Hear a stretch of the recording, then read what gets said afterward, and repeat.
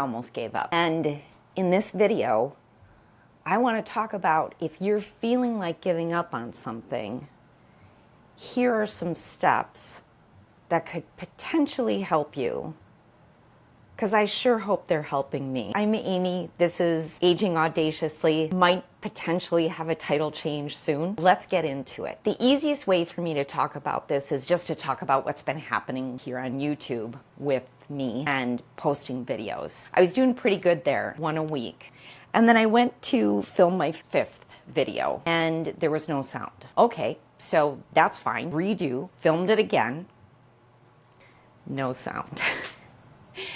So now I'm feeling a little bit down. I only have so much time. I was in between meetings, so I had to pack everything away and I went to my meeting and then I didn't try it again. It was as if I was giving up. It was almost as if I was no longer willing to try things to see how I could get things to work. And one of the things that I was most disappointed in was myself for not testing the equipment first, trusting, but not verifying. So I was in kind of a tough place. And then, you know, how things can happen when you are considering giving up. You're in a tough place and then more things happen. They can pile on. It's as if you're magnetizing them to yourself. And now look, there's victim blaming here whatsoever.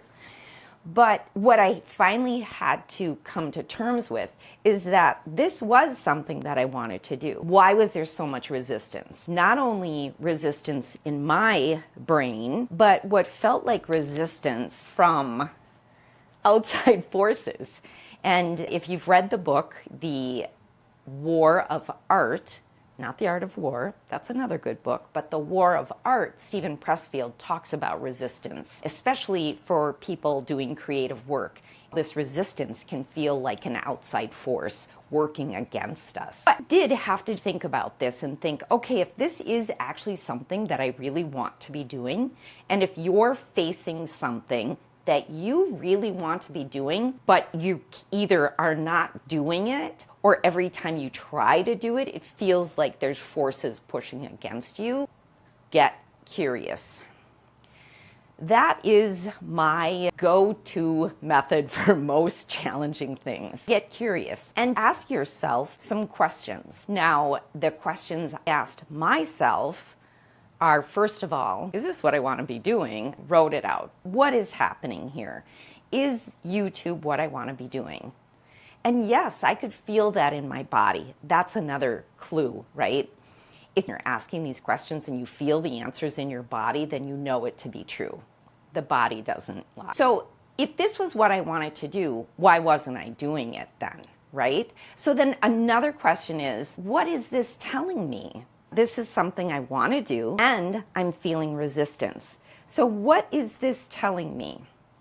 Now, I can't answer for you, but for me, I realized that while, yes, I actually enjoy the topics that I'm talking about, aging with joy and confidence, and still having goals and things like that, that I think it's a wonderful topic, but I realized it was my mother's topic, and I've talked about her before as well. It was her topic. Was I trying to bring her along? Was I trying to honor her? Was I trying to continue her work?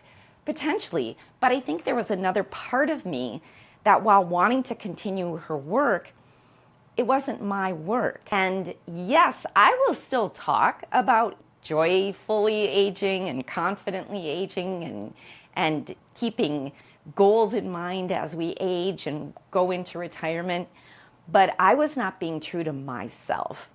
I don't know if you can see, well, obviously you can see behind me all these things on the wall, and I have things on that shelf there, and me then talking about starting with maybe a topic that my mother first introduced and then me giving it my own spin.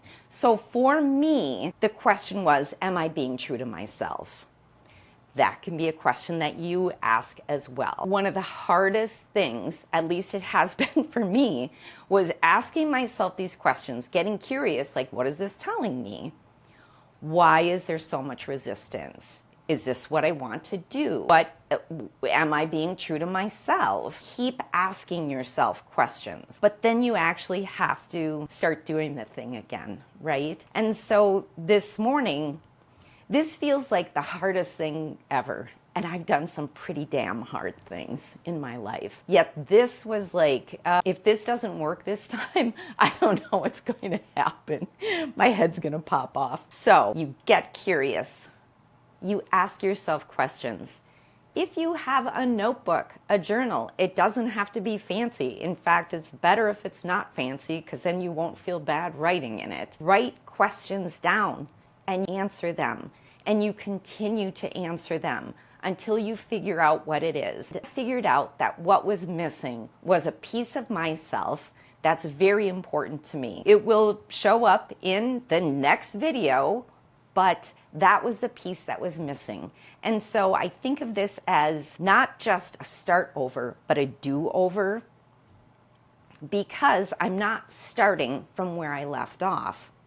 I am going to start from where I want to be. So I hope that this helped in some way. I'm not giving up, and I don't want you to give up on whatever your dream is, or any of your dreams are. Thank you so much for watching, and I'll see you in the next video.